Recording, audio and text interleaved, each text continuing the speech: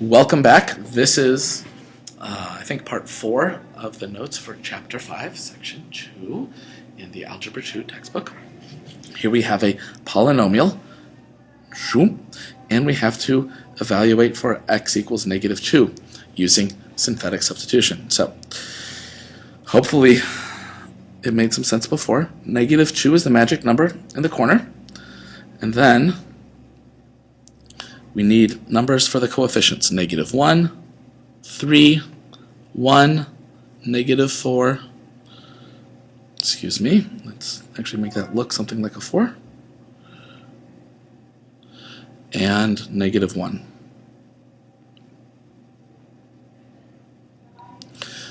Draw a line below normally, not a big deal. So, first we begin by bringing down the -1, and that's just -1. And then, as it moves up to the next row, it multiplies by -2, so it makes 2. And then the key to synthetic substitution is to add. So 3 plus 2 is 5. And then as it moves up to the next row, it's multiplied by -2, so that makes -10. And then it adds, so that makes -9. As it moves up to the next row, it's multiplied by -2, so that makes 18. And then it's added 14. So it moves up to the next row. It's multiplied by -2. Excuse me. That makes -28. And so -29.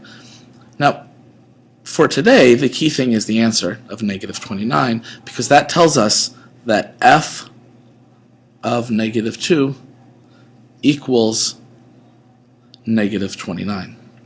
All right, so now that we know that, we have a value for -2.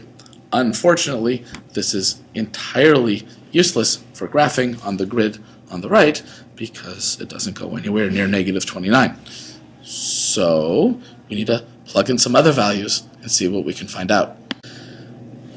So we need to plug in some other values, and -2 was, a big disaster because we got -29, which isn't on the graph at all.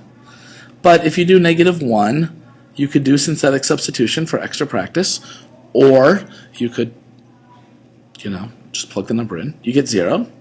If you do f of 0, again, synthetic substitution or plugging the number in, you get -1. This is graphable. If you do f of 1, you'll get -2. If you do f of 2, you'll get 3. Now, you should probably practice these and make sure you've done them yourself, but that's what the values are. So, f of -1 is 0. F of 0 is -1.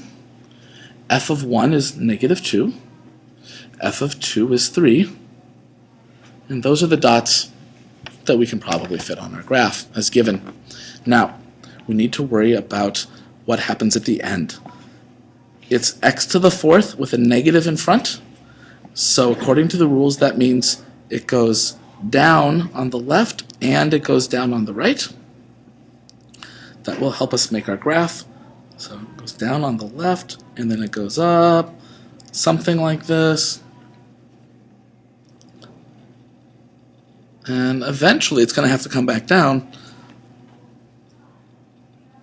Now, you might really wonder where it comes down, where it crosses the x-axis. That is a topic that we will talk about in the next section. So, this is the end of the notes for Chapter 5, Section 2. Thank you, and please come to class prepared.